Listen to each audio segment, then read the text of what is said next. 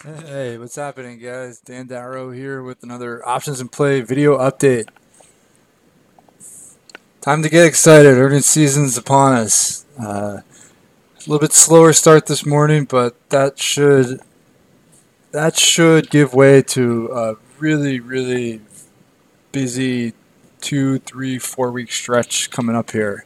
Lots going on. So today's video not going to be earnings related, but it does have some. So what I'm going to talk about will have some impact um, for this week, and basically, it's. I feel like it's relevant. The timing of the video is relevant because of what the past week and a half has been like, and then this week going forward. Um, so what I mean is, this video talking about open interest and positioning is relevant because of the recent market pullback and then options expiration on Friday. So October 19th is the main expiration for October. So I feel like this is a good time to like kind of go over this, talk about it. I mentioned it in nightly letters pretty often, but I haven't actually done a video specifically addressing it. So without further ado, let's jump into this. Um, so first things first, I'm sure most of you guys know at this point that I'm not. We're not strictly screening for unusual options activity. Uh, I'm sure you've seen a ton of people out there that their style revolves strictly around um, you know big call buying, big put buying. Basically, they're kind of like piggybacking like all of that size that's trades on a given day. Like a big block of options is bought and then they hop in, stuff like that. That's really not our style, right? So we like to screen for our own setups and and basically use the option activity as a way to confirm our biases and also as a way to kind of signal participation in that setup. So, love to see unusual option activity, or so for instance, like I love to see big call buying right as the stock works on like maybe like a pivot or a break of a key level, right? As a way to kind of signal participation at that price point. Or on the opposite, I want to see put buying pick up right as the stock looks like it's going to crack support or break a pennant or you know basically if it's up 7 days in a row and looks like it's about to roll over, I want to see the put buying. So it's not necessarily all that option activity is not it's really like not a determining factor for us getting into the trade, but we like to see it when it confirms our bias, or if it kind of comes at a really critical point of a chart technically, where it signals that people are interested and participation is going to be high at that price point. Um, so smart money positioning. So all that all that unusual option activity, like you see, like the couple thousand shares bought. I mean, it's the the people that are throwing around a lot of money, like the funds, like hedge funds, mutual funds, the big banks. So it's the smart money positioning um, on a day to day basis. Hit or miss, right? Like sometimes they work really quick, sometimes they don't. I'd say that there's people have different uses for all of that, but the two scenarios that are most helpful to us and that we watch closest are kind of areas that we're entering the sweet spot for both. And what I mean is that all that unusual option activity is a really good indicator around uh, really steep market moves. This is the first thing. So the positioning is really useful when you have a steep move in the overall market. So obviously the last 2 weeks it's been a really sharp pullback, but there's been other instances when we've had like really fast runs or really quick breakouts or really quick bounces, like a huge move in a short period of time. and and this is like of great time to kind of take more interest in that positioning, uh, because it shows you when money is being put to work, right? So what when you see uh, really sharp pullback like we have, right? A lot of times, a lot of the money flowing goes into puts. People are rushing in or scrambling to buy put protection, right? But then after you get like a washout like we have had, then what you want to see is you want to see the bullish positioning start to come back into the market. So, if you see like a couple one-off trades here and there, it's worth noting. But is it interesting? I mean, not necessarily, right? But when you start to see consistent call buying start to come back in, right? So it might be an individual name where you start to see repeated action, right? Um, even more even more interesting would be if you see repeated action in a certain group. So say, people come in one day buy Salesforce calls, and then later in the day they buy Adobe calls, and then the next day they buy Workday calls. So you can see that position is starting to come back into the sector, right? So it shows you that instead of people being nervous and really like pressing the downside bets and bidding up all the hedges, you can see that money is starting to rotate back into the bullish bets. And I mean, this it doesn't signal that the bottom is in, but it shows that money is being put to work, and that's kind of like a really encouraging, um, you know, kind of like tip, right? So it doesn't mean that you have to jump in right away, but it is worth noting that money is coming back into the market, and you want to start looking maybe a little bit more aggressively for bullish reversal setups. And if not in the area where the option position is, then maybe in like the same sector, or maybe um, something like kind of loosely related, right?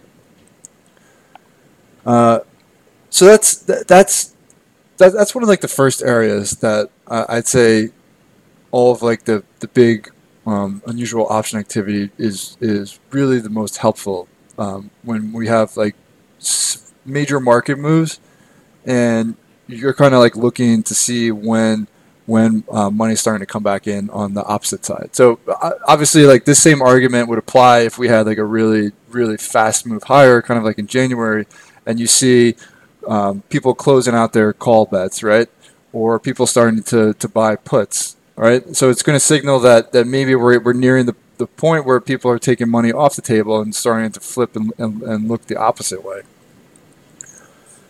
So that's kind of the first scenario.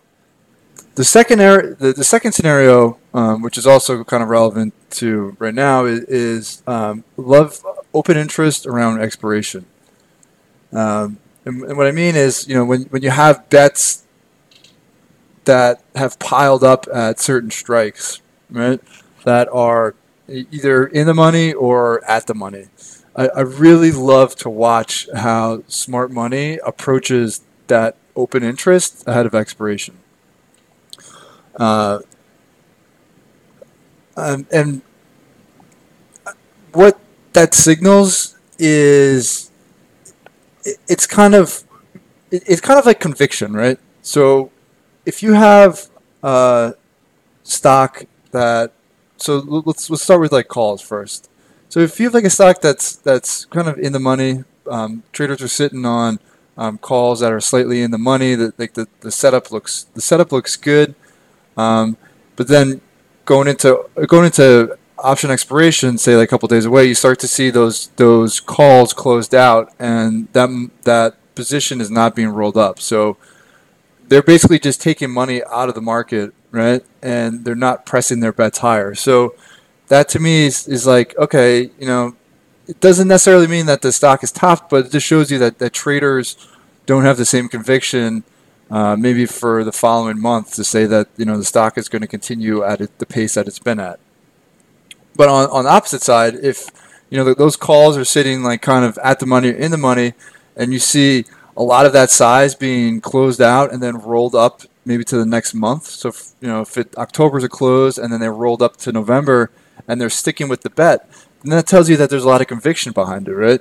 So it says that, you know, that they don't think the move is done, that there still could potentially be more. So like that to me is kind of like signaling that this is like an idea that you wanna like stick with. You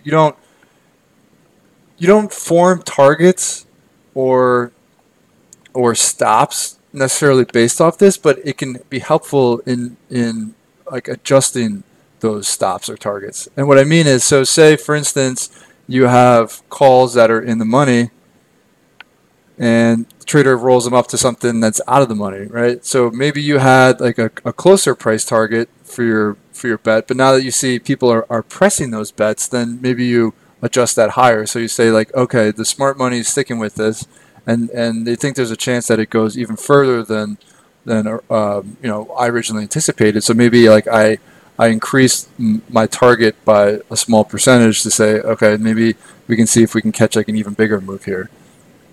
So that's why I love to watch open interest. So you'll see like some serious size, and I'll get to Dollar Tree in a second. That's why I have it on the chart here.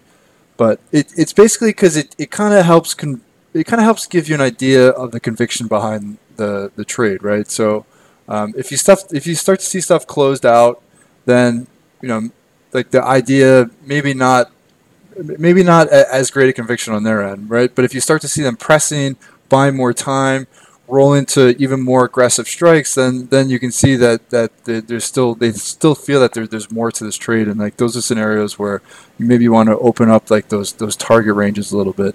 So that's like the second area. So like the first talked about, the second area was open interest into expiration. And so I have Dollar Tree up here because it's a current open position right now, and you can see it's been dancing right around this 80 level. Really significant price point on Dollar Tree, where, you know, it's kind of dropped to it a few times. There's a really obvious gap underneath it. Dropped a few times, held. Dropped another time, held. Held again. And when we go to open interest here, so this is kind of interesting. So when we pull this up, you can see that with expiration coming in here, we have 15,000 October 19 puts. So these were actually sold as part of a risk reversal, meaning that a trader sold a large portion of puts to finance like upside calls. And so this is kind of like a bullish. So this would be considered a bullish bet, and it kind of coincides with the stock not really wanting to break below 80, which is as you know, with the chart to show, is a really critical price point. So going into expiration this week, very curious to see how this position is handled. I mean, they're not in the money, but they're right at the money. If we get another pullback, I mean, so last week Dollar Tree was trading below 80. Right now it's slightly above it. But if those kind of get down closer to the money, is, you know, is a trader worried and they're going to close them out, or are they still convinced that it's not going to break 80?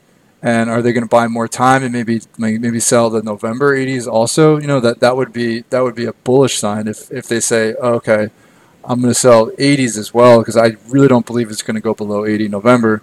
Then for our trade, which is, you know, it's a November 80 strike put, looking for that breakdown.